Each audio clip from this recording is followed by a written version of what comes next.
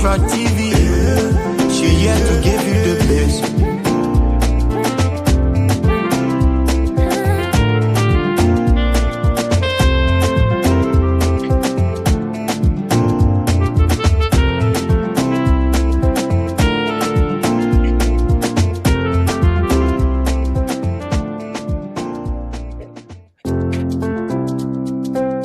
Ladies and gentlemen, it is time for the Central TV. I love to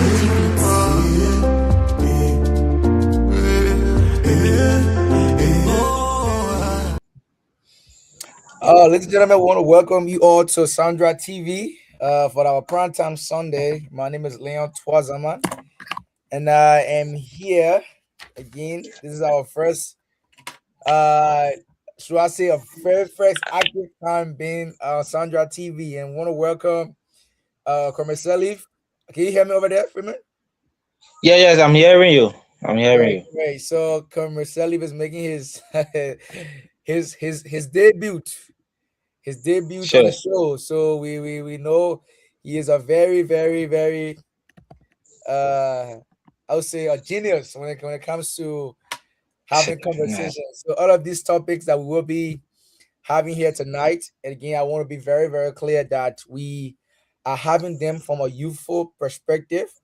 So we are not having them for the government or against the government. We are just having them as young men, youths in Liberia, in and outside of Liberia, who has been following the situations in Liberia. So we have variety of topics that we'll be discussing this evening or this afternoon, depending on your location. We will be discussing the issue, the situation surrounding Prophet Key court contempt case that led him to 6 months in prison at the Moreover Central Prison, or as we call it in our library, with Subish. We'll be discussing the Minister of Youth and Sport designate or confirmation. She said a lot of great things over there. We'll be looking at the Senate pro tem in Yombly Kanga Lawrence mandate to the Liberian Senate that going forward, the Thursday sections should be an African attire, proudly made and proudly sponsored by local Liberian businesses. We're looking at skills against degree, as our Liberians have been crying for, job, crying for. We want job, but we gotta know the difference between their skills and their degree. We'll look at that aspect. We'll look at youth representation in government. What are some things that we'll look up to? We're talking about youth migration from Liberia to any part of the world for greener pasture. And then we will then close our conversation this evening or this afternoon with current events that are happening in Liberia. So, commercially, while we wait for our fellow panelists to join us, my man, I want to welcome you. I want to welcome you to Sandra TV PrimeTime Sunday, my man. Here Thank you very much. All youth conversation, man. Yeah, thank you. It's a pleasure to be here, and I'm truly grateful for the opportunity. So, how was your Sunday? How's your Sunday going so far? Sunday was wonderful. I went to service this morning, came back, just been home. Yeah, thank you. Things are okay from my end. That's good. I'm trying to let the guys know that we are on to see if they're going to come. But are you able to reach MD locally? I'm not getting him via my side. Let me try. Let me call him. Okay. Yeah, so I'm trying to share the show as well from my end, so that's why I'm just doing it. Well, we don't start officially until we have at least 3 panelists online, but I'm trying to share it from all angles so have people join us and watching the show. So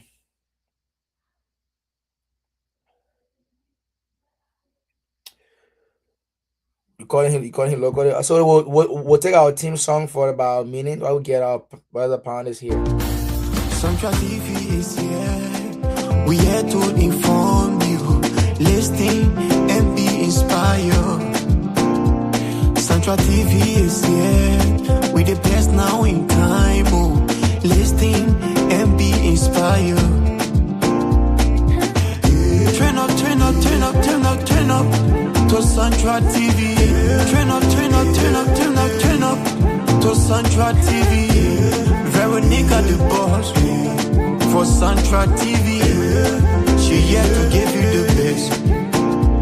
Come and listen, everybody, to Central TV. Yeah, to So give you we the thought that he's best. entering the studio already. Come and listen. Yeah, he's here. He's here. Let me see if I can be able to get Eben from his side. Eben got a Eben got a different time. I know he might be joining us shortly, and then Comrade Joe Waller will be joining us shortly. But it's good to have at least three panelists on the show for now. That's what we can say. But Comrade Dean, it's good to see you, my man. Our man for me is making his Sunday TV debut. Yeah, mute that. Yeah, mute that, yeah, man. Yeah, the man is speaking his debut tonight. Yeah, a lot of lot Sure, of it's, lot of, I'm excited by the way. eh? I'm excited by the way. Yes, we are going to have a fruitful conversations, and I hope that the rest of the guys can join us. I know even say he will join us, but we'll just we'll start the conversation rolling, and then we can. But let's start with what's on our mind this Sunday, man. This Sunday. Let's start Chairman D. How was your Sunday service, bro? Um, I didn't go to church today. Okay, I spent the whole day home. Yeah, I'll do some postures and then prepare myself for the week tomorrow, beginning tomorrow. I got you. Yeah, I know we are here, so you guys can also share the show from your end. You guys can share the show from your end to see if we can have people coming online. But All right, yeah, no trouble. we'll go straight to into the conversation, man. Uh, so the first topic online, I think now it is a very interesting topic, and is very uh mind blowing that Liberians have different opinions on the issue of Prophet Key being held in contempt by the court and sentenced to 6 months imprisonment. Like we discussed earlier on, we are answering these questions based on our youthful perspective. These are not these are all unbiased opinions, right? So if you're watching us live, these are unbiased opinions. We just giving you our own thought about the whole situation. So given that Chairman, this is Firmin is making his debut. So let me post the question on him, and he said he was excited. So Commercially, the Yeah. Supreme Court, the Supreme Court sentenced Perfect Key to 6 months imprisonment. That means he's not gonna be out until August, right? Until maybe May, August. What does this means for freedom of speech in Liberia, and as well as the religious influence that we have? Because people are saying, "Oh, the man got freedom of speech, the man got freedom of speech." So, what does that mean for you? What is your take on the entire issue when it comes to Prophet Key being sentenced to 6 months imprisonment? Yeah, so thank you very much for the opportunity. Like I said, when the points were shared, that we will be we'll be giving our various views on how we see it. Uh, there's a need to first understand the background for which this issue about contempt of court came about. You see, contempt of court is a mechanism that describe or that is described as a disobedience to the court or disrespect to court. Now, we may not support Prophet Key in regards to how he handles his platform, how he go about sharing insulting languages and stuff like that. But I, as an individual, I have another view about how the entire contempt of court was held. I feel that there was no justifiable reason by the Supreme Court to have handled the issue about the contempt of court in a way, the form and manner through which they handle it. Now, you see, the court does not render its own judgment. That's why you see the judiciary made an act, they made a judicial law. The legislature had to make the judicial law such that the contempt of court, as in the criminal contempt that has to do with the behavior that act against the dignity of the court, there's a punishment there. It is either a fine not in excess of 300 or a period of 30 days in jail to serve jail term. Now, why does this whole issue come about? I feel it was politically motivated because the Chief Justice, quote unquote, the Chief Justice felt offended by statements that were made by Justin, Allah's perfect key. I felt he felt offended because, and what led to, so the thing is, you see a full bench. This is the first time that a full bench will handle a case hastily. The case of that contempt of court was handled in less than 4 days. 4 days. So a question the Supreme Court, what becomes of all of those cases they have on docket, on files? You have so many cases that you have not handled. Some of which you keep postponing, what have you. But you could handle case on a 5 days time. Only because there was a motive, someone felt or someone wants to use power at the detriment of their friend. That's how we see it. Okay. Let me come in. So we'll a lot of time to it. But we'll come back to you on the issue of freedom of speech. But we get your point about a Supreme Court holding, you know, like you said, going about the whole hierarchy is wrong. I think that's basically what you're saying. But we'll So, come back to you. I'm not just a minute, Go please. ahead. Let Go me ahead. just conclude.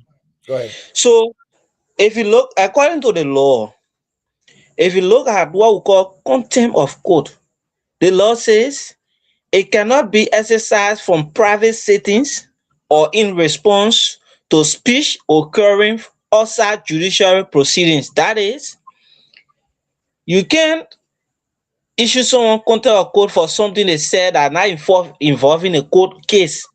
For instance, there's a case going on. If I say something about that case, then you can issue contempt of court. But there were no case ongoing. There was no interference with judicial operations. This man was just making his statement.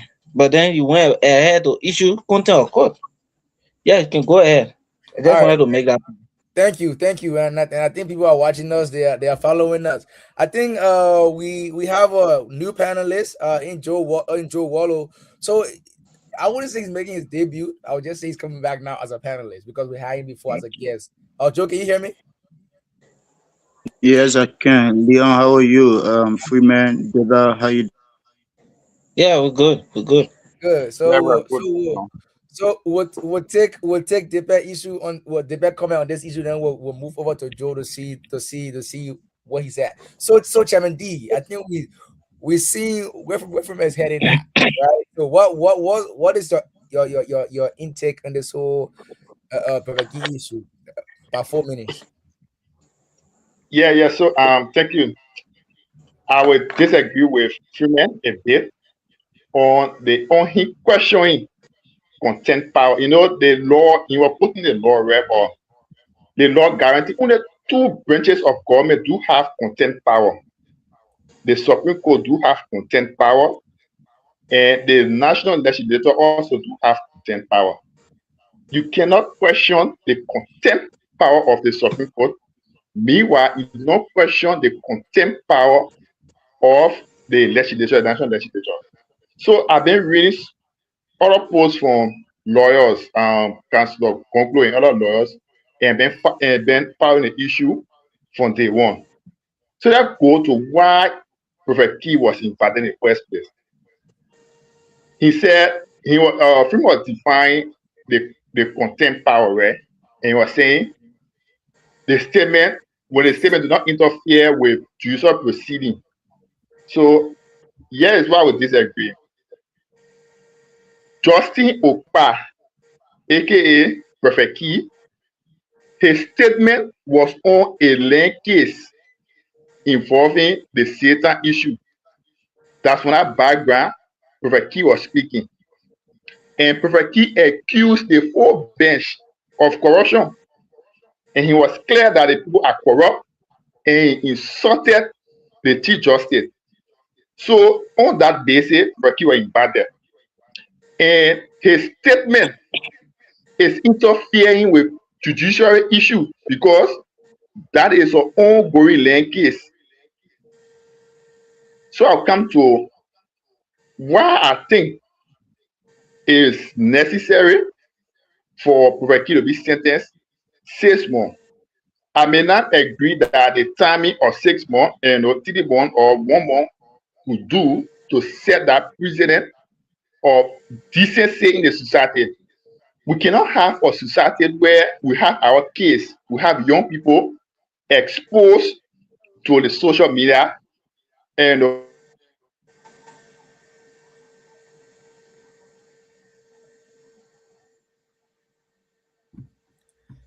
Yeah. exposed. You're getting me right? Yeah, go Yeah. ahead. So we cannot condone such behavior for any citizen in the society. People mistake Prophet Key content to be comical, to be or funny, but it's not funny. It has a trickle down effect on the youngest ones that are coming up. Nowadays, there are a lot of young people who have access to smartphone, a lot of young people who use the internet on a daily basis, a lot of young people who watches this content and it do not show decency, it go against our traditional norms. We were coming, you do not insult people, you do not insult other people, you do not insult. We were taught that when we were coming as a kids. So the society shouldn't allow a group of men to use his platform that it is widely listened to by people with young people and in the society with that kind of language. We shouldn't allow and Frankie should be there. It will set and precedent a deterrent that you should be watchful of what you say. Yes, the constitution guarantee freedom of expression, but meanwhile, you also in a same clause of the constitution, it says you are accountable of whatsoever you say. So if Okay. you insult the people, you are accountable. That if you say they are corrupt, you are accountable to that your statement. All right. Thank you, Chairman. So real quick, before Joe come in, let me ask, and this is just a yes or no, right? Let me start with Freeman. Freeman, was the Supreme Court right to send Private president for 6 months? Yes or no? No. All right, good. So debate, yes or no? Were they right to send president for 6 months? Yes or no? Yeah, yes. All right, so good. So we're going somewhere. So Joe, that's over to you. The question is, Prophet Key was sent to prison for 6 months, and that was because he was held in contempt of the court, right? What does that mean to our freedom of speech in Liberia right now? What is your intake about that whole situation? About 5 minutes. Right, thank you, Leon. Uh, I'm sorry to say that I might not have much to weigh in because I'm not a legal person. Neither have I been following the case with Perfect Key. Yeah, I've been off the just give us internet your quite about it. what? Right, I've been off the internet quite some times now. Okay. But I just want to say the little I know in keeping with the 1986 Constitution of Liberia. So, Article 15 of the Constitution of Liberia provides that every Liberian citizen has that right to freedom of expression. But again, where I got a bit interested wherein it says, and that person shall be held responsible for the abuse thereof. So I think pretty much Prophet Key had that right, and he still has the right to express what he feels about a particular situation or person. But again, I think the Constitution provides that whatever a person says should be something of fact. Even if you are stating an opinion, you should be able to justify what your opinion says. So if Prophet Key um, was charged, and as I'm told in the Teen Air, though I haven't seen any reading, like I said, I've been off. I've heard people say he was initially sentenced for 2 years, but because of appeal, it has come down to 6 months. So I think just taking away the quote from the picture, the person who was involved with the art, I think the justice by himself has the right to sue and to be sued in case he uses language or languages that are not,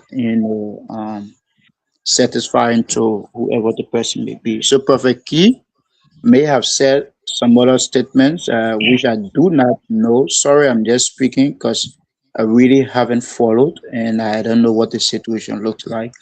But I think, in as much as his own statement went against the justice, privacy or whatever it may have been, they just they had the right to issue a writ against him.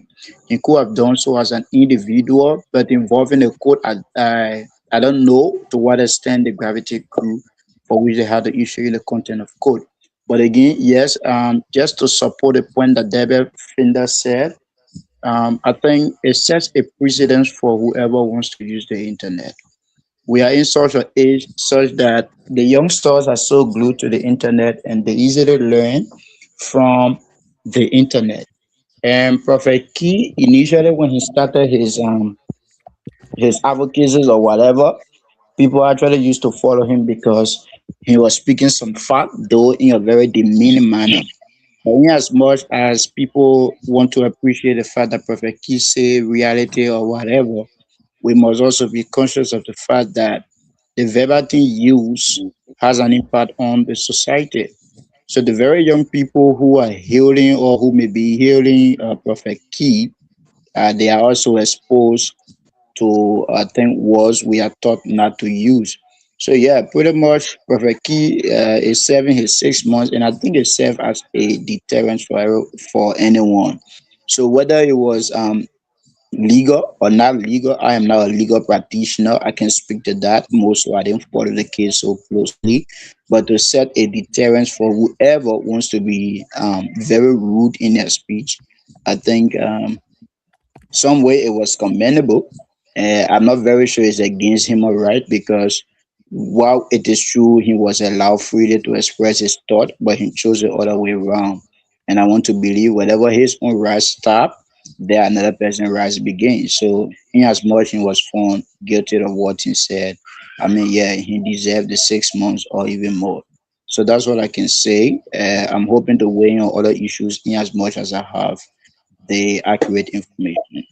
Thank you, thank you, thank you, thank you, Joe. I think I think Colonel Jack got a female heart. You got a female heart. We saw the legend Papa John. All right, yeah. So we'll circle back this as we are as we got more updates for you guys. We'll keep bringing it up in the group chat. We'll keep letting you know what's been happening. But moving on to from a key issue from our youthful perspective, I wanted to go to one of the most trending issue now in Liberia next to the private key. You know, when I'm a Buggy Roll made a South African body, she took African body to a whole new, new way.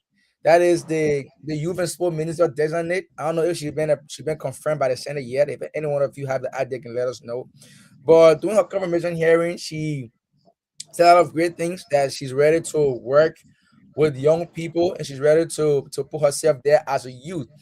And knowingly, post Civil War, that is the youngest youth and sport minister that we have ever had. And that's one of, some people are saying that's one of the best appointment from President Boakai. Uh, Using a young youth and sport minister, not just young, vibrant female minister. Now, the question is, what real policy should Liberian youth benefit, or what should Liberian youth expect from her as a Liberian in taking control of the Ministry of Youth and Sport, as a minister proper? Well, what are some of the things that we think that she can bring to the Ministry of Youth and Sport, coming from a being a youthful person and being around for a long time. So we'll take Joe, and then we'll go backwards from Joe to David the Freeman. Okay, thank you, Leon, and thank you, everyone. So this one is really quite interesting, Hmm. and for me, I often say it. I'm not a politician, and neither do I have interest in politics. To the issue of Attorney Kra, she has been she's still my boss because I work at the ministry where she serves as deputy minister for administration. And for a fact, I can say Attorney Cry is forceful. She knows what she wants. She understands administration. I mean, this is my personal view. Another person could argue it based on what they think and what they have seen. But I think her appointment as Minister of Youth and Sport, it speaks volume. And to an extent, for me, when I offered the congratulation message to her, I told her in my message, this is a great win, but it's a huge challenge ahead. It's not just about presentation, it's about real work. So, one way for me, I think they can move the Ministry of Youth and Sport is by having an inclusive policy, a policy that cut across gender, that cut across tribes, and, a one that doesn't know political affiliation, a policy that doesn't know the cripple from the blind.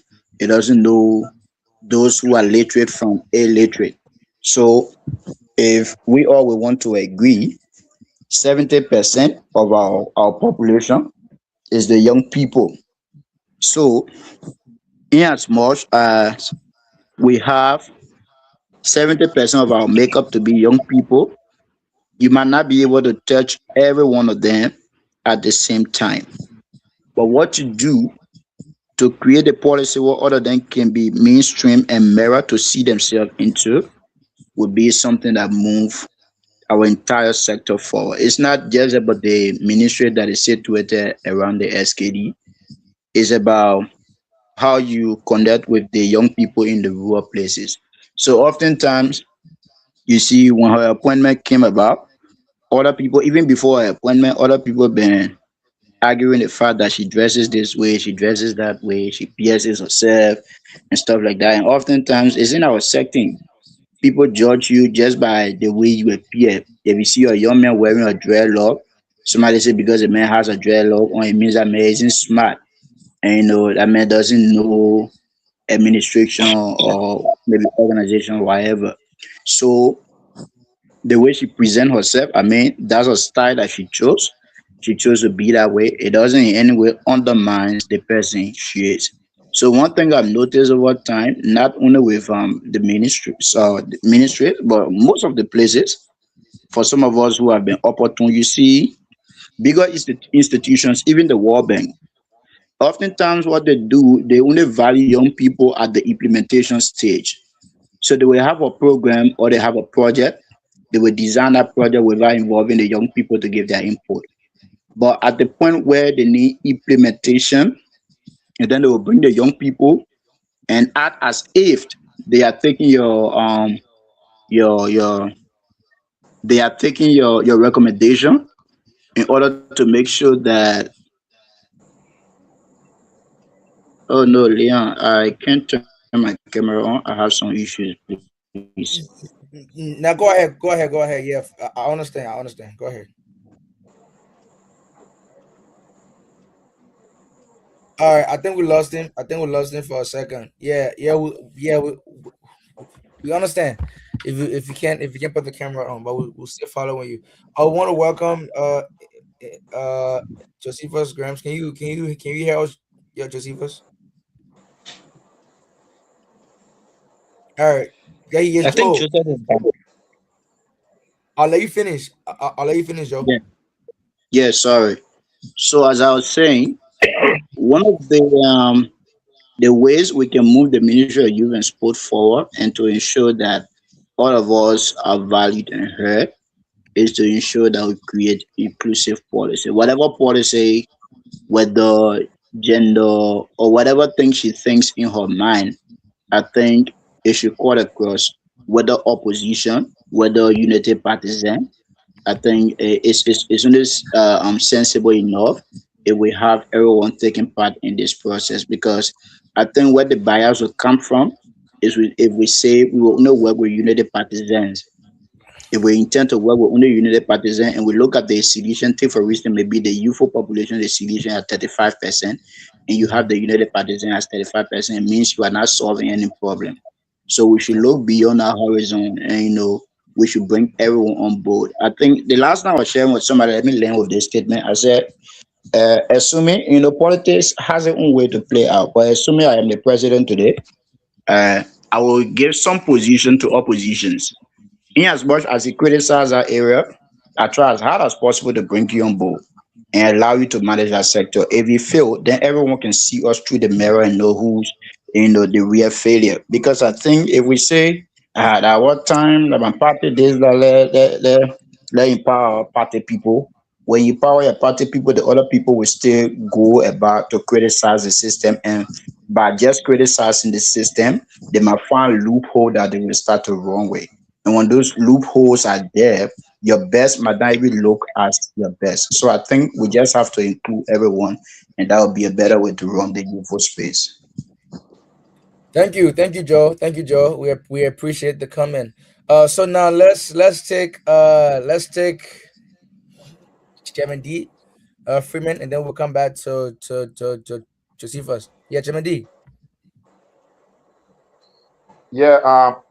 So the unit, the minister testing it. So far she hasn't been confirmed by the Senate, or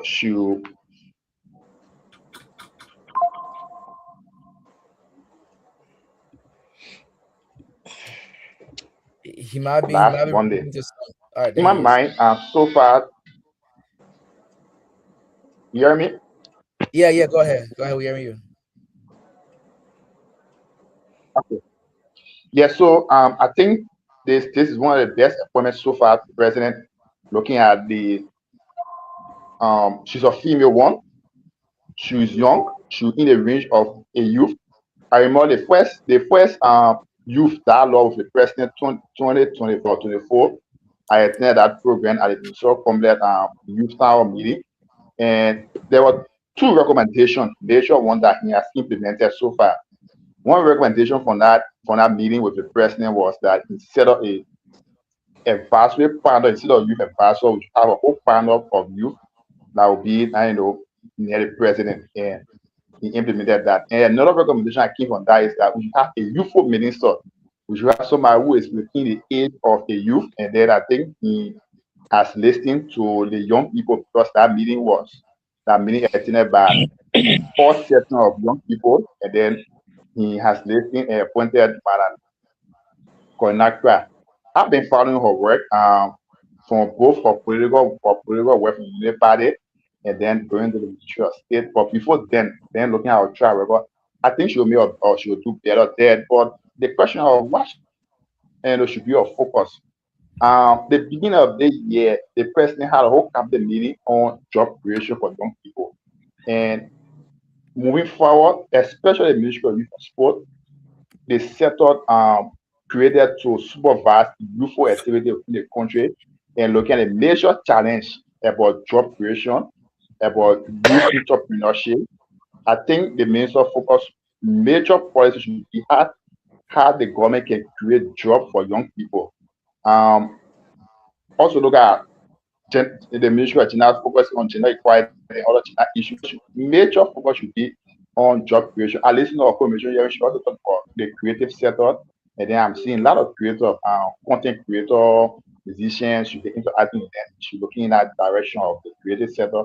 I think it's also good for her focus should be on job creation, and job creation should be the major thing I should go to that ministry. All right, thank you. We'll come to job creation shortly as to what qualifies for that for our young people. So let's take commercial leave. What is your opinion on the entire minister designate of youth and sport? What do you think she brings to the ministry as a young woman, and like as Bagheera can define African body, right? And I think Joe mentioned that just because she dressed a certain way doesn't underqualify her. But let me get your opinion on the issue, the president. All right. So thank you. Firstly, I want us to extend our thanks and appreciation to the President of the Republic of Liberia for listening to the cry of over 70% of our population. That is the youthful population. It has been years that young people has been yearning to have one of them heading that ministry. And today, the president has appointed Minister Kwa, you know, to spearhead that ministry. It's a plus for us young people. Minister Kwa, as a person we've worked together before, I know her characteristics. We hail from the same district. I'm on district number 13. And yeah, we are all United Partisan, but I want to say this like my brother Joseph Regde stated, we need a minister that cut across everybody. We need a platform where all hands can be on deck to move the ministry forward. Let it be the open system, and we believe her appointment is signal a shift in youthful leadership and representation. So we are looking forward to those policies from Minister Kura that will work along with everybody, irrespective of your political affiliation, your tribe, and what have you. Uh, like she mentioned in her hearing at the Senate, the issue about job creation, issue about working with other sectors, and one key aspect I looked at that ministry where she could work so hard on is the issue about the cadet program.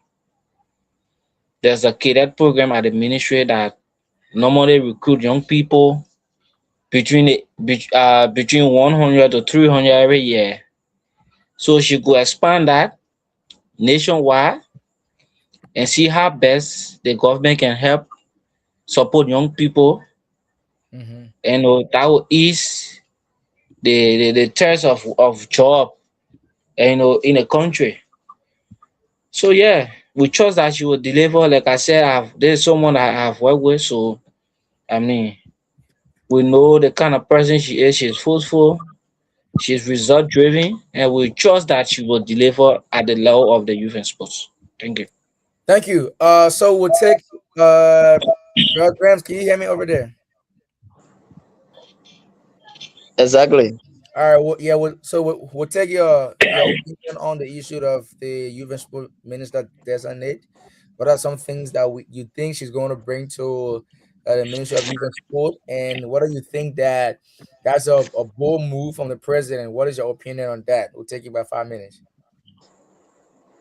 Yeah, so thank you ever so much. And you see, this is something that we all need to appreciate His Excellency, the President of the Republic of Liberia, Joseph Yumampuaka, for taking such a decision. I think that decision bring about gender equality, including female. It is should have been included for the past time, but the minister destined for youth and sports. I think the president appointment wasn't bad because I think she was strategized playing over the past and look at the past ministers, what they have done, and see our best to increase the positive aspect of the ministry, see our best to open up job facilities, job vacancies, include young people in decision making, include young people in building the capacity and developing library for better tomorrow. And you see, one thing I admire in her presentation at the House of Senate was she spoke confidentially, and she spoke like somebody who has been to that particular position before. And I think that the Senate didn't make any mistake by, I think, confirming her as the next youth and sport ministers. But going forward, there are just few recommendations that I could make to her if she's included or listening to us.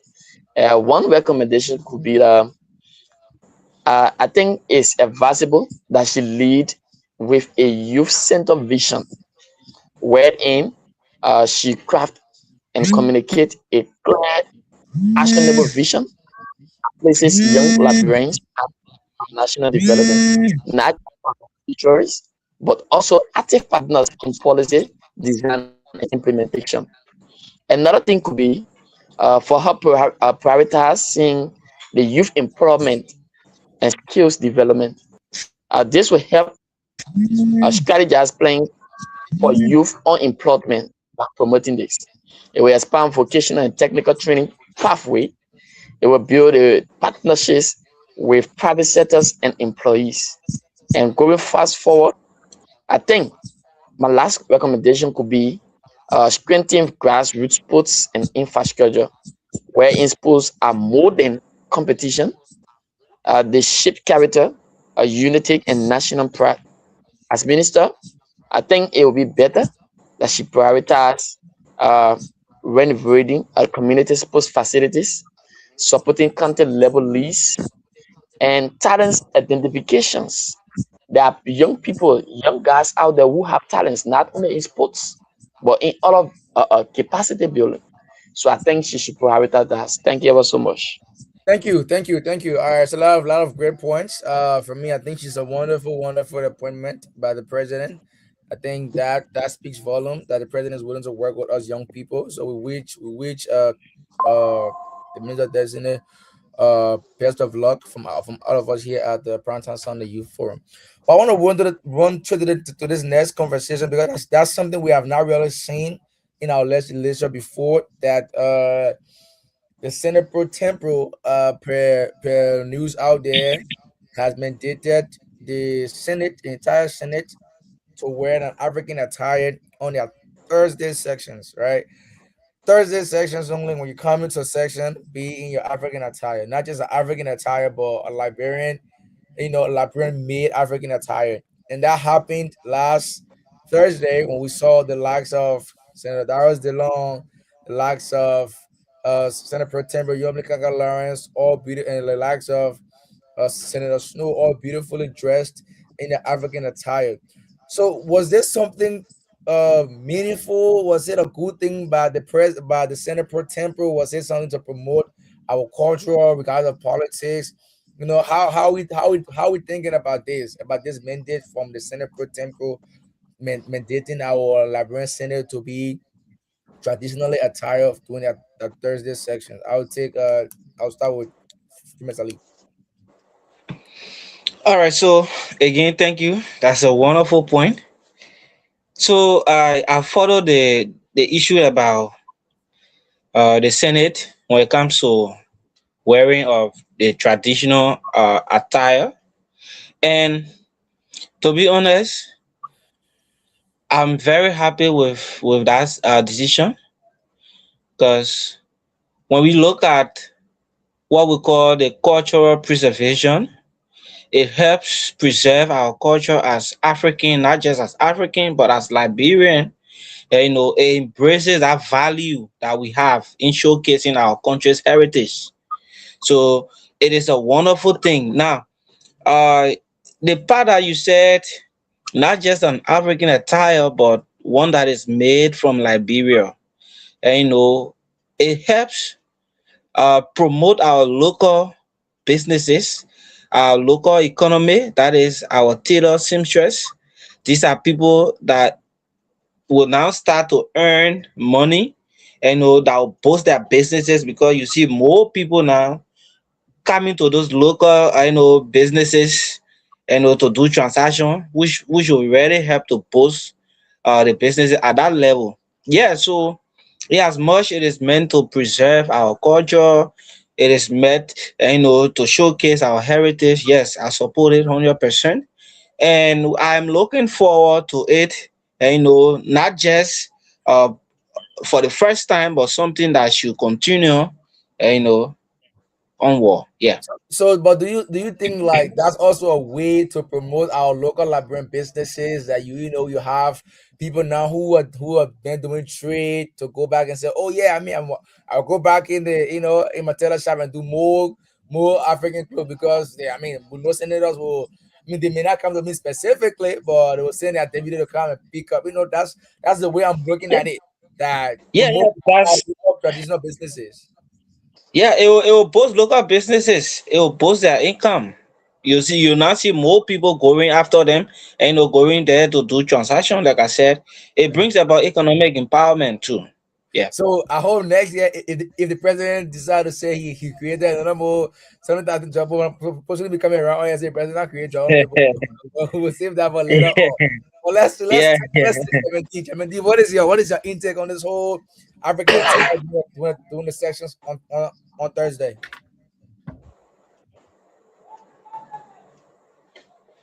Oh, you yeah, are muted. muted. Yeah, muted. Yeah, Chairman, go ahead. Go ahead.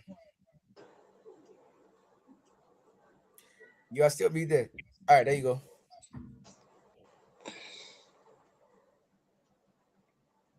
Go ahead. You still muted. Let me. Yeah, so you be there. So Chairman D, you be there yourself. But why you trying to unmute his mic? Okay, There you go. okay. So I think I'm good. Yeah. So like Prima was saying, it's a good idea initiated by the Liberian Senate. I think it will motivate other young government officials and other staff who are in the legislature to emulate what the example of the Liberian Senate by wearing African attire every Thursday. Similar thing happened during former presidential time. I think we almost should declare every Friday that all government officials should wear African attire every Friday. Most of these senators, they have so many people that believe in them, that look up to them, that their lifestyle influence more people. So I believe that with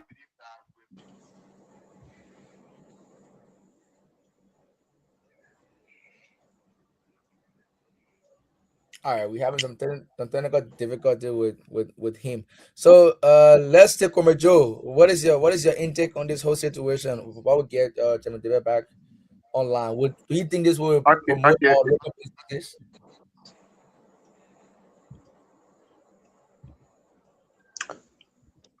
Well, yeah, thank you, Leon, and thank you to all of those who have contributed. I think this is just beyond just preserving our culture or whatever. I think it creates a sense of identity.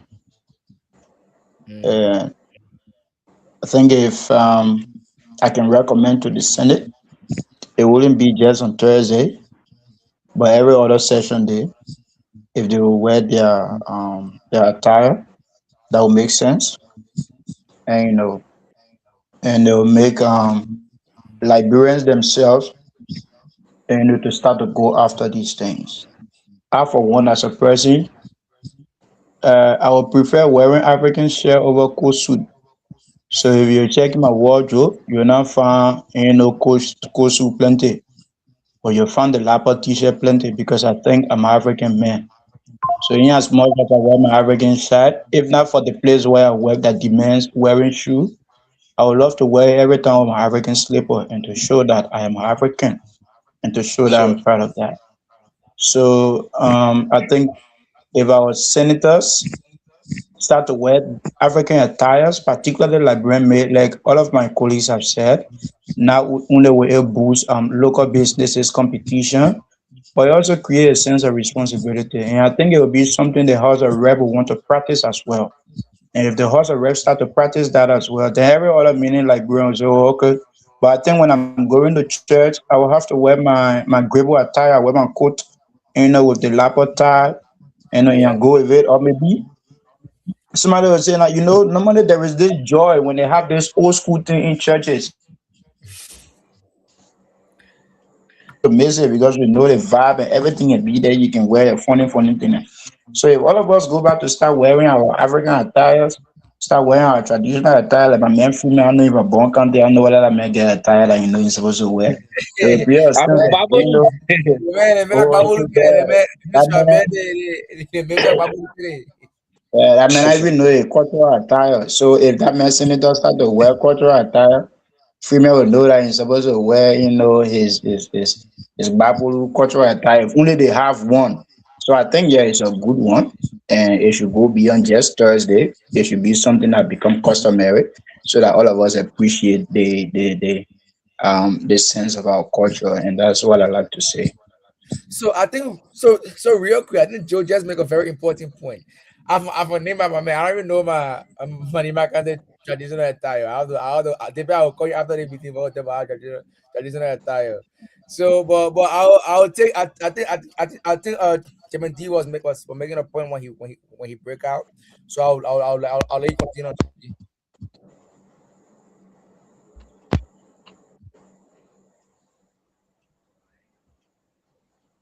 T, you are still muted.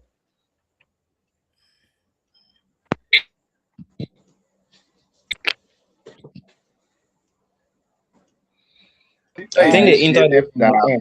my man gotta change the location back. Yeah, come official my man. Find different location.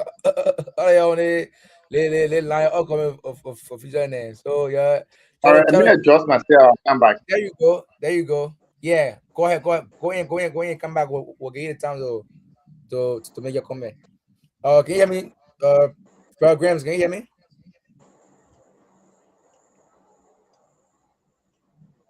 Okay, so we'll move forward. I don't think Bro Grants can hear me. So we'll move forward. So a lot of times we will try to make this ASAP because better we'll move in the next 15-20 minutes. But guys, people have been talking about this entire job creation thing. This entire, we want to have job, we want you to have job, we want you to have skills. And I just wanted to pick you guys bring a little bit. Job creation, there are two types, right? There are skills and then there are degrees. Are Liberians job ready? Our young people, are we job ready? Because people who are complaining about jobs right now, do you think you guys work in these very entities? Do you think some of our Liberians are job ready for this thing? And should we prioritize vocational training, in the Liberian government, or our graduates nowadays equipped for a job? Because now you are about to pour new graduation, new graduates. So are they job ready? So I will take from it first. What's your opinion on the entire skill for the degree thing? Do you think vocational institution should be better prioritization when it comes to job, or we should keep it degree, or just mix it up? Yeah, so thank you. The issue about job in our country and looking at degree and that of skills. Uh, like the question you asked, are Liberian youth job ready? I would say yes, we are job ready. Okay. Uh, if you look at, we have so many universities within this country, and on a yearly basis, those universities put up graduates. I am not sure all of those graduates are working now, but it boils down to the opportunity that the country can afford us. Many Liberians are prepared, but does not have the opportunity to work. So it brings about unemployment, where you see the person is prepared, but there's no opportunity to do work. So Liberian youth, we are prepared. Uh, and another thing I would say, it is necessary as an individual to back the degree by a skill in keeping with our society.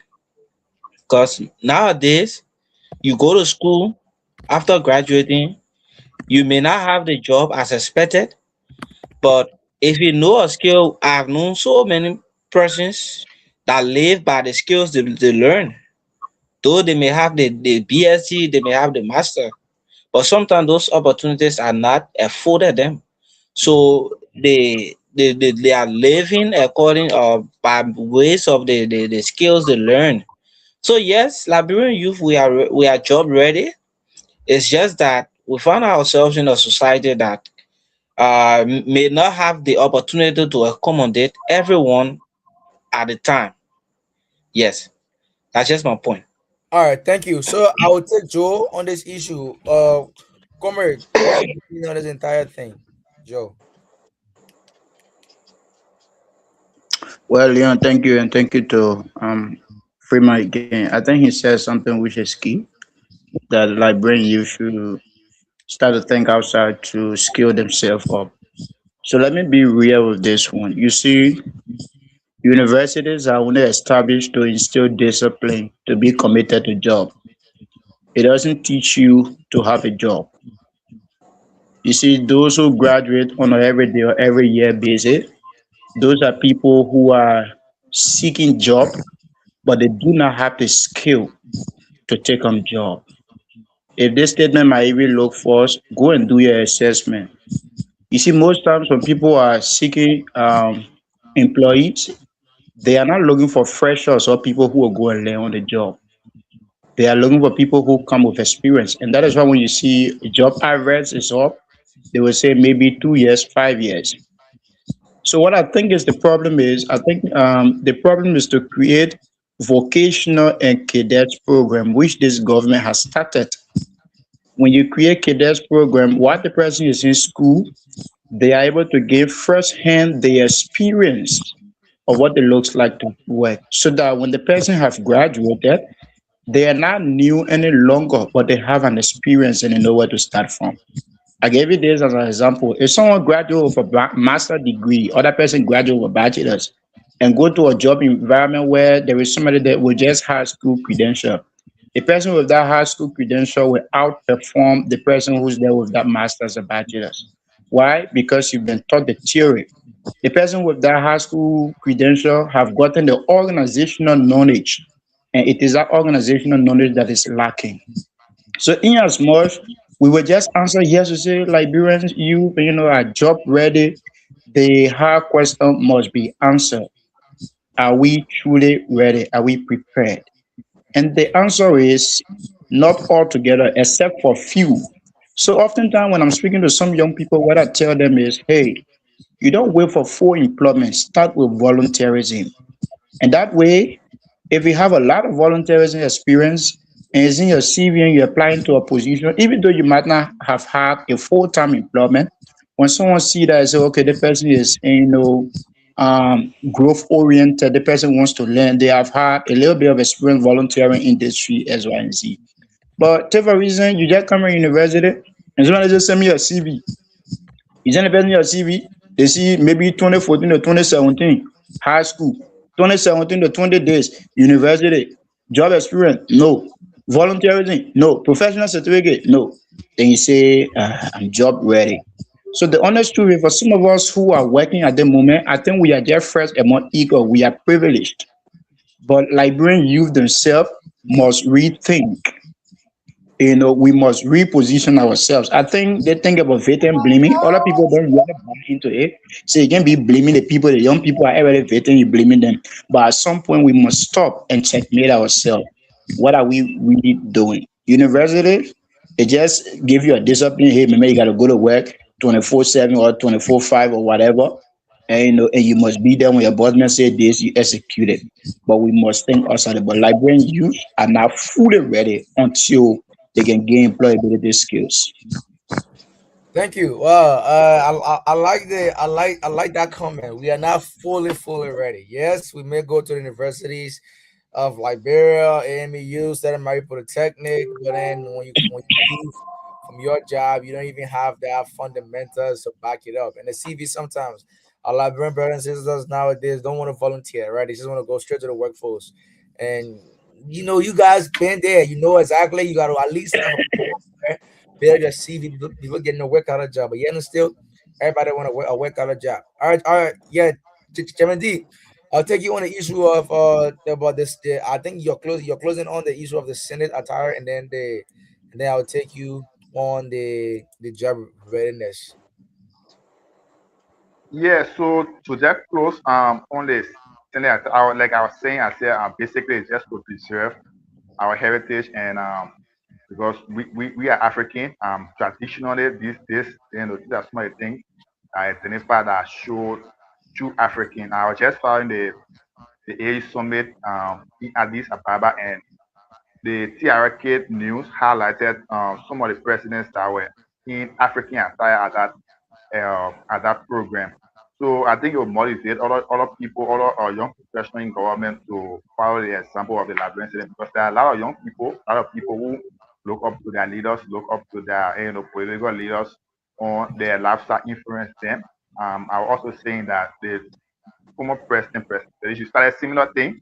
And during her journey, you could observe that most of the young women used to do their wear lapa and put out leave the small piece to hang it on their shoulder. So it will influence them, and it also boost the local economy because most of these African attire are made very in Liberia as compared to the coats and the other clothes that we wear on a everyday basis.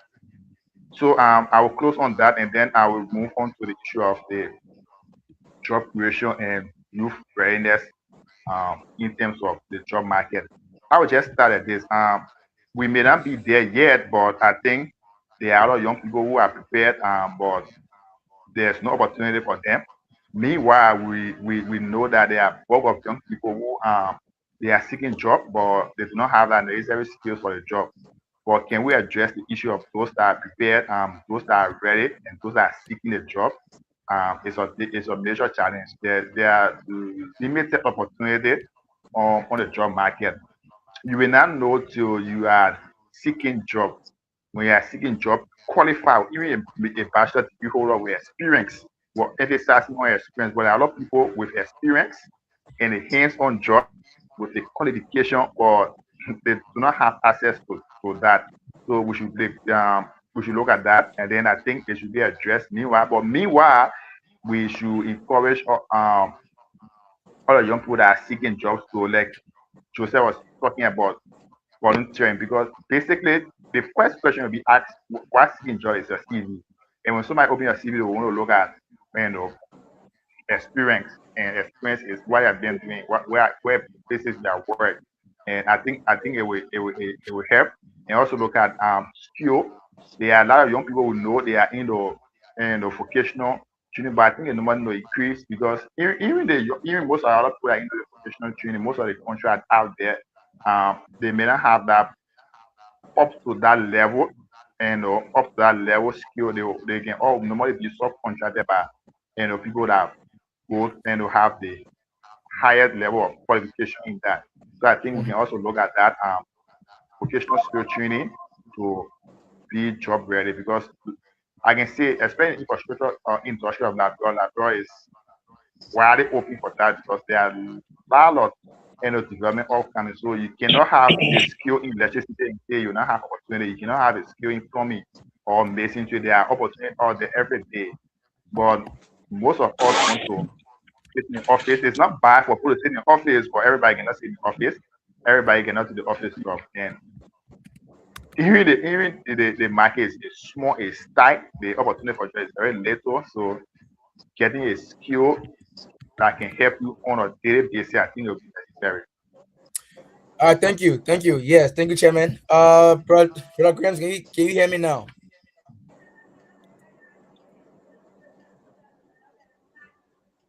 Hello. Are you hearing me, Leon? I am. I'm hearing you now. All right, go Oh, ahead. are you hearing me? Yes, I'll take you on the issue of the Senate, and then the issue of job creation. Then we can take about us wrapping it up. Go ahead. Yes. So, the issue about the Senate mandating, the Senate President mandating fellow colleagues to wear the African attires for section. I think that was a very nice decision. This is encouraging senators to wear a local made of African attire to promote cultural pride and national identity. You know, Leon, clothing is more than a faction, right? It carries heritage. It also carries values and identity that resonate with senators, citizens beyond the capital words. So I think she was not like wrong by telling them to be in African attire for the Senate section. And you Sorry, I see, didn't hear you. Did you say she was wrong? no, I say I don't think she was wrong to Oh, okay, tell her okay. fellow colleagues, yeah, to wear the African attire for Senate section. You see, Okay. maybe probably she was like promoting a local craftsmanship or economic, right? Yeah, maintaining made in Liberia attire. Like I heard from you, made in Liberia, right? If I may be right. Thank So you. I think, yeah, Let's hear your I input on mean, the you've been ready for a job and skill wise or degree wise. What do you have to say about that part of it? honestly speaking, Leon, and Mhm. our guest in studio, you see, many youth have There's no, degrees. there's no guest in studio today. We are all panelists here. Oh, okay, sorry. So, many youth have these degrees, right? Hmm. But not enough are yet ready. See? The issue of education and job readiness is two different things. Degree perspective, right, Leon? Where we have the academic qualification, or you name the rest of it. You see, this should be a structured learning and discipline, right? It should be a credibility for professional careers like law, medicines, engineering, and journalists, and you just name the rest. But there are many who have the degree but not fit for the position. Let's take for instance, Leo. I may go to school and graduate, spend 4 to 5 years to obtain a BSc in civil engineering. It doesn't qualify me that I'm fit for that job, right? Even How? though I have the paper. But if Yeah. you got Even if you though, got degree in civil engineering, how you not qualified for the job? yeah, it depends because one of the thing would be unlimited practices, right? Unlimited practice. Probably I was in a class, I was attending my regular classes, but the practice was limited. Another thing, probably I could have a weak internship system, right? I could have a weak internship system. Having a weak internship system doesn't also qualify me for that position as a civil engineer or as an engineer. So I think there are many who go to school, there are many who have the degree, but they are not ready. As you may be aware, that there are Mhm. people who buy in degree. Are we considered those people to be qualified for certain job? There are people buying degrees. Other people that they are not attending regular classes at some of those universities. So What so will you are say you about them? saying that people buying degrees in Liberia? Exactly. Allegedly, my man. Allegedly. We're not gonna make a me on the show. Allegedly. Yeah. So there are people. So I think that one of our colleagues, what he said, and if the person is going academically, there should be a trade skill program that will be provided. If the person is in fifth grade, you know that before that person reach upper ninth grade, that person will graduate with something in their head apart from academic. They will graduate with skill. Thank you. All right, thank you. So lastly, we will talk about the very last topic because of time, and then we're gonna be able to see how best we can end the show for today. But you guys are magnificent. We are having a very very fruitful conversation here. But lastly, we know that this has been over the time. This topic is really sensitive. Over the time, we have seen a lot of our Liberians, specifically our Liberian youth, that are migrating from Liberia going to places for greener pasture, whether it is education or the quality of life. They are leaving Liberia, trying to go to these African countries for school. Maybe some people leave from Liberia to go to Canada or to go. I mean, sorry, they leave from Liberia to go to Kenya. Some of them go to Rwanda for medical school. Some of them. What are some of the reasons for for these decisions? Why are many Liberians trying to leave the country? And are there ways that we can be able to keep them in the country? Even though some of our like a long time ago, but it's a trend. People graduate from high school The first instant is, I mean, I live in a country. I'm going, where you going? I'm going to Rwanda to go to school. What is there that in Rwanda that is not in our country? How can we limit the migration from Liberia to that country? I will take commercial leave. All right, thank you for again giving me the opportunity to speak to this point. You know, you said something, the very first statement you made, and the word I underscore there is the word that has to do with greener pasture. You see, everybody wants the best. Mm-hmm. Everybody wants to be the best.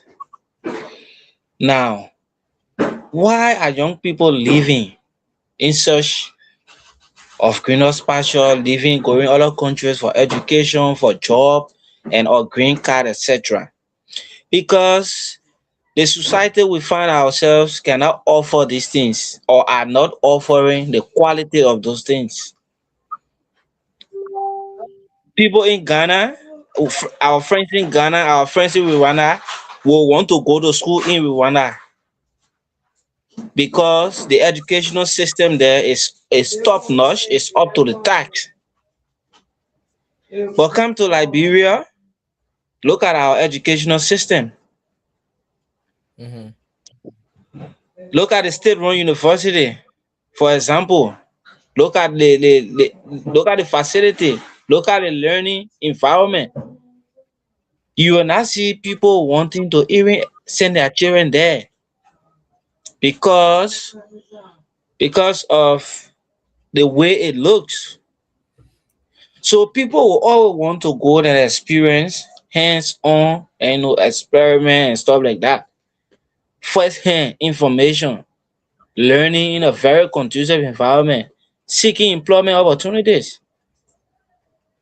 People go abroad, learn, study, and the main reason sometimes people leave the country to go abroad to seek greener pasture is that those countries are offering these opportunities.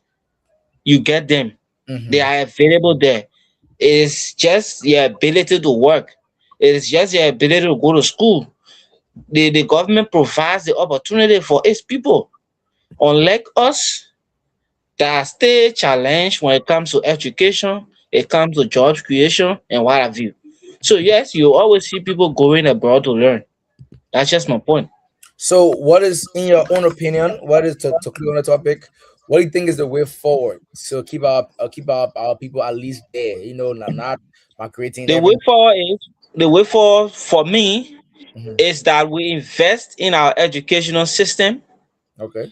And, we create policies that will strengthen the learning capacity, learning environment for across our various schools. Hmm. Yeah. Okay. I'll take Joe. Comrade Joe, what is your opinion on this whole youth migrating to another country for greener pastures, and what's the way forward in terms of, yeah. Okay, let me share the joke.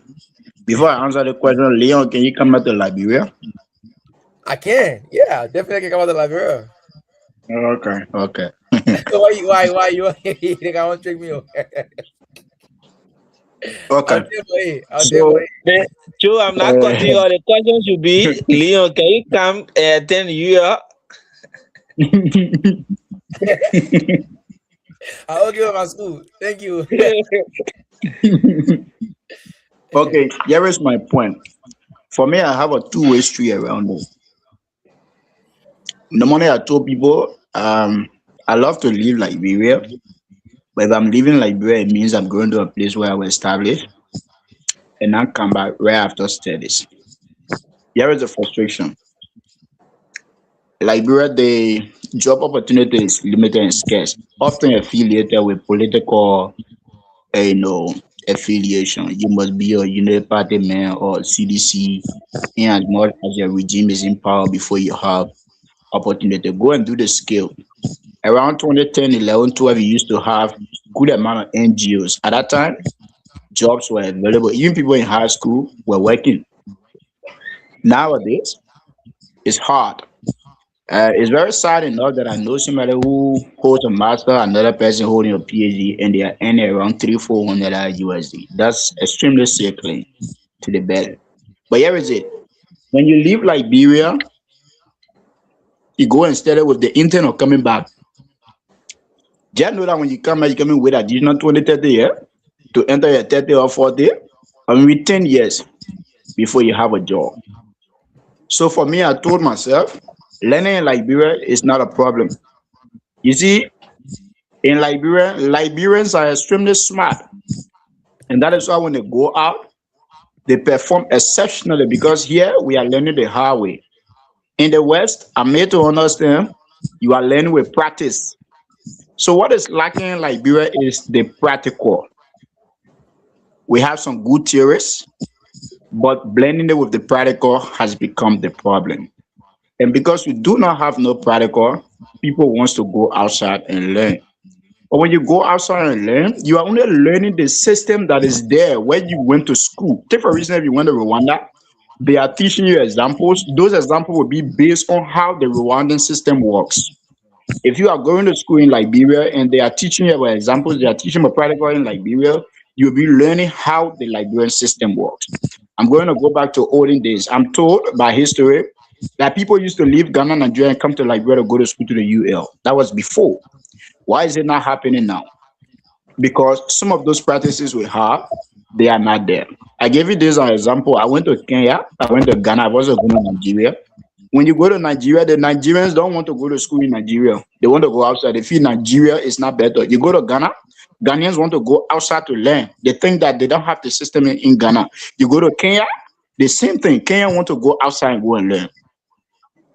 But you see, other people have priorities, and this is the second way I'm going to answer it. It's our priority. People want to go outside. Oh, I went to school in India. I went to school in Rwanda. I went to school in the US. And for me, my thought is just quite different about it. I can learn from anywhere. And I think the only problem I've seen with Liberia is the practical, not the theory. I give you an example. You see, in Liberia, there are many people who are not expert. The reason is because people are not building their career the way it should. For me, I went to school at the procurement bachelor's level. My first professional job in the government sector is in the position of a procurement practitioner. So in the next 10, 15 years to come, Mhm. I am obviously becoming an expert in that field. One, I learned theory. Two, I'm gaining organizational and governmental knowledge in that same field. And the third thing is, if I am going to do a master's, it will obviously have to be in procurement or supply chain. So that at the end of the day, when I return, I become marketable and not chasing job. This is where I think other people should start thinking. Instead of just coming from university and wanting to leave Liberia because you think Liberia is so difficult, bro. You leave Liberia, you go. In as much you are having that mindset to return, you come out Liberia, everybody, it will be more difficult than you left it. So, I mean, it's individual choice and right that people will choose to go and study outside. But for me, I told people when I leave in Liberia, they say are going, forget it. Oh. When I coming back and then every day, my sister, 17, we just coming bullshit on the go call us. But that's it, bro. And people Thank will you. have to leave. But Liberia is still okay. We just have to work on the practice. Yeah, and I want to go back to what you said. For me, I'm blessed enough to have gone to high school. Both, for me, the man, don't laugh at me. But I was blessed enough to have gone to high school both in Liberia and the United States. So my man, I got two high school degree. I mean, I got two high school diploma right now. So anyone will go put it. Bring like bro, party, like, so and I think there's a difference in system. I think that's one of the contribution towards people leaving or leaving Liberia to go elsewhere. We have to look at the fundamentals, and like you said, Joseph, Joe, we are very smart. Like Liberia, a very smart set of people. But I'll leave it there, and I'll take Chemidi. Chemidi, what do you boss?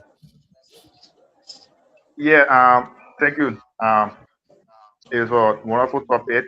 Why are Liberians leaving, especially young Liberian students, to go to school outside Liberia and in other African countries, Europe, and other places?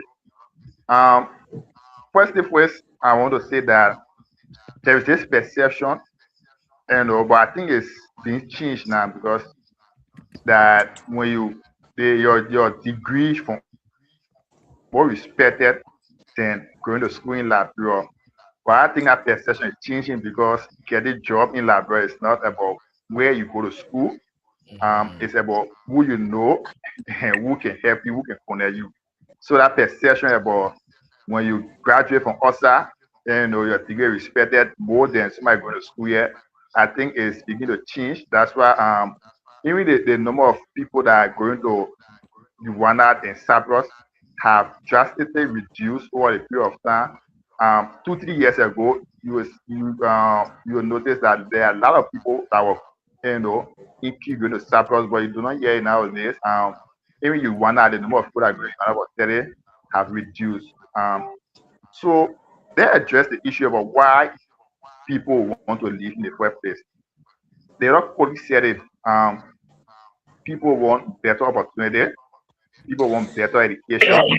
People want to go to school where they have a better facility. Like my brother from was just saying, look at the University of Labrador, for example. Everything students have to protest. So basic thing about benefiting the University of Labrador, people have to protest. The environment of which students go to school. I want to talk about private university because most of the private university in Labrador are just single building. If you look at university in other places that you will see online, you can see some university that like a whole community that university. But you walk from one building to another building, it will be a distance. But most of the other universities that are the private, especially private university, that just a single building. Just a single building, you see private university. I was going to have a last time saw a structure, basically I can describe that well. Let's say 6 bedroom apartment. I saw it. I know they say Hilltop University. I was like, you see this building says in my mind 6 bedroom, for example, then you put a university in. I was just questioning how the higher education do give the accreditation to some of these institutions. And we saw, for example, there was an institution called Clement University. They were using a high school building. They got accreditation and they wasted a lot of other people's time. So I think it's the quality. The quality is an issue. I think the government needs to invest mostly in higher education. I think they all look that when you see some of the institutions are operating as a higher institution like you will question and they are not even in my mind, they are not qualified to even offer a tertiary institution where I talk about a university level. So I think the government needs to look at the accreditation system in Liberia. They need to invest more in education. I'm not saying this budget additional 8 million was given to the University of Liberia for renovation and other infrastructure investment. I think the university leadership got to you know utilize that money for its intended purpose.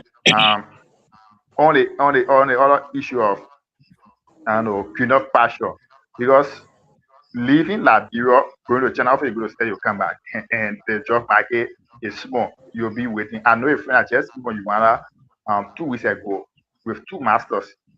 He's looking for a job. He's right now he's still fresh with 2 weeks ago and looking for a job with two masters for Uganda. So you go to China, you come back, you'll be surprised that I know a people who is always on posting on Facebook, he always on one talk show. I mean not quite name in graduate from Howard University, but in some people are Ghana for somebody, but you don't have a job, but you graduate from Howard University. But Liberia, the system is not set in a way that you will be preferred because you attend this university. Like I was saying, coming up or when in high school and just graduating from high school, we had that perception. And it was a general perception in the society that when you go, you get a degree also it is respected more than degree here. But I think that perception is changing and the reality is setting in that it's not about where you go to school, it's about um, how well you are connected, that how the library system is there. Other system is different. You may have a better and quality education and you may be preferred in other sector in the private sector. But uh, the biggest job up in the country is government, and that's the biggest opportunity for job. The government alone employ about 65,000 plus people. The price Thank is you. small. The biggest employer in the price are just banks and one or two mining industry. Thank you. Thank you, Chairman. Brother, are you there?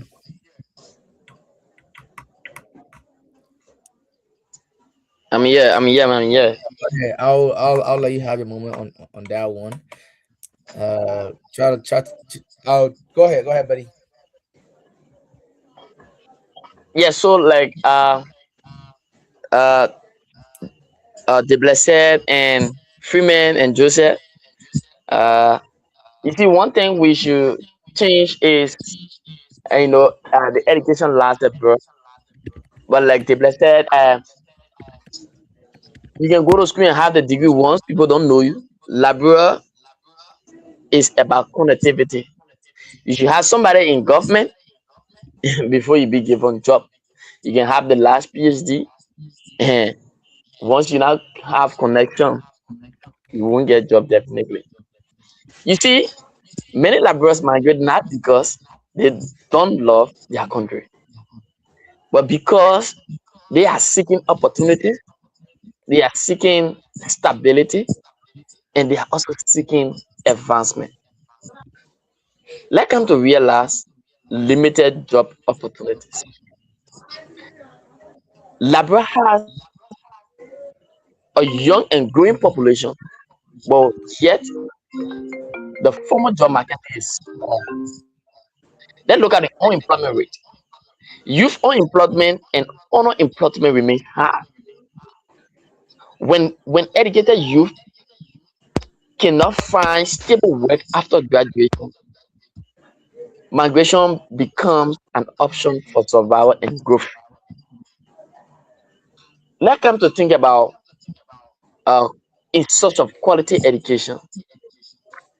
In search of quality education, many Liberian institutes like the University of Liberia and other colleges faces limited research facility.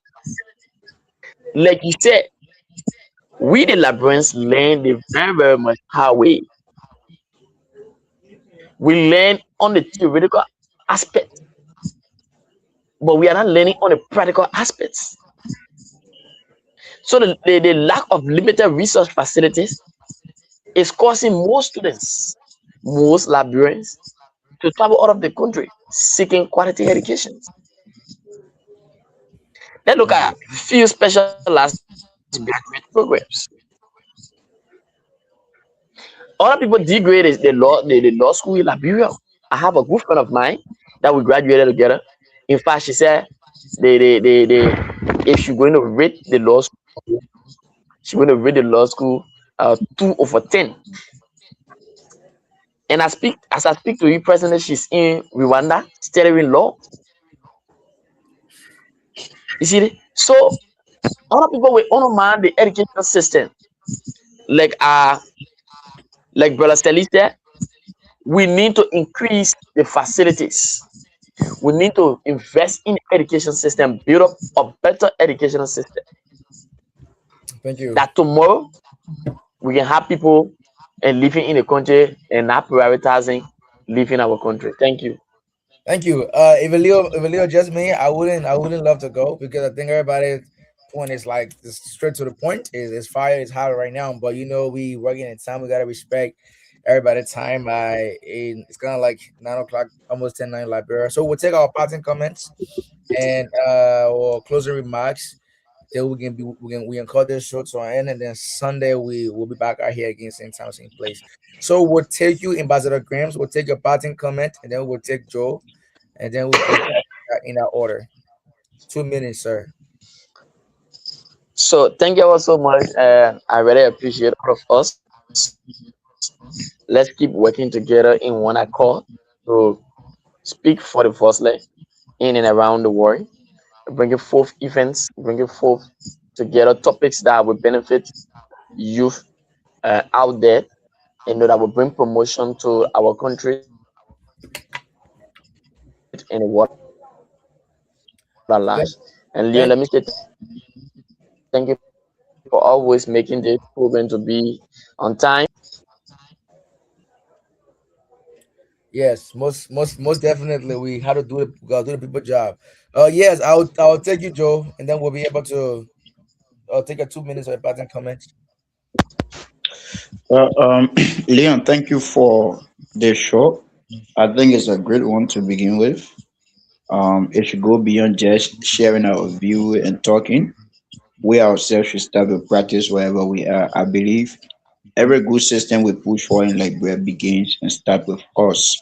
So instead of blaming and current leaders, let's assume and know that some days we'll become leaders, and the action we start to take now will shape the near future that is ahead. So thank you for the opportunity, and thank you to the many panelists. I look forward to another exciting section. Thank you. Yes, sir. We'll see you next Sunday, live and direct. Yes, Chairman D, go ahead, buddy. 2 minutes. Yeah, thank you, Dion, and all the other colleagues on the show tonight. I think we had a wonderful time. It was a great show. Looking forward to another exciting conversation for next Sunday. Press a leaf. What to you, sir? Yeah, so again, I want to thank my fellow panelists.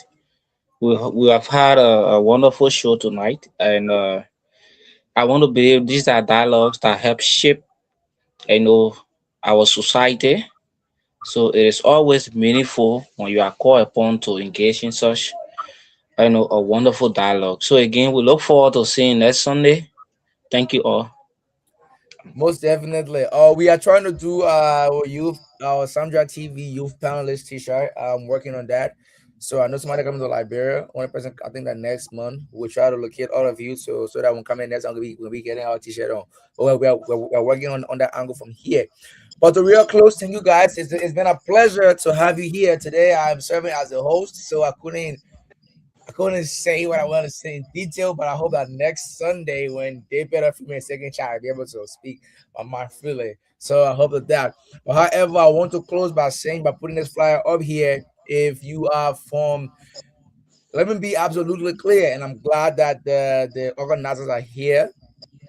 Those of you who are watching us or who will be watching this podcast later on, I want to say if you have had or you have been within the United Methodist Church between 2017 to 2022, is we have this group chat called MDYF Connect, and I am the member of the diaspora committee, so I can I can do from here publicity. So we are retrospecting on Saturday, the 7th of March, 2026, on the good old days. So we are encouraging all of you listening to us right now to be in attendance if you can be. And so, brother David, brother, you guys want to add a little 1 minute on this real quick? We'll end the show.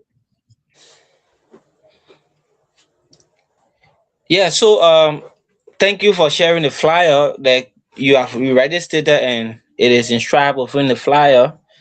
We're looking forward to seeing our colleagues, where we can meet and have one of the best experiences we can ever have. Let us look back on the good old days. You are welcome. The flyer has the basic information that you will need. Thank you. And if you want to, just let me know. I'll be able to. I'll send it to us. But ladies and gentlemen, thank you for being in studio with us tonight. It's how we have to kind of bring the show to a close. We have Freeman Selif, D Debet, and Finder, Joe M. Wallow, and Ambassador Joseph DM Grants, and I am Leon Twazama. Tonight, we look forward to seeing you next Sunday, same time, same place, right here on Sandra TV. Thank you guys, and I'll be seeing you next week. Enjoy the show. Come and listen to Sandra TV. With the best in time. Turn up, turn up, turn up, turn up, turn up to Sandra TV. Turn up, turn up, turn up, turn up, turn up to Sandra TV. Veronica the boss for Sandra TV. She here to give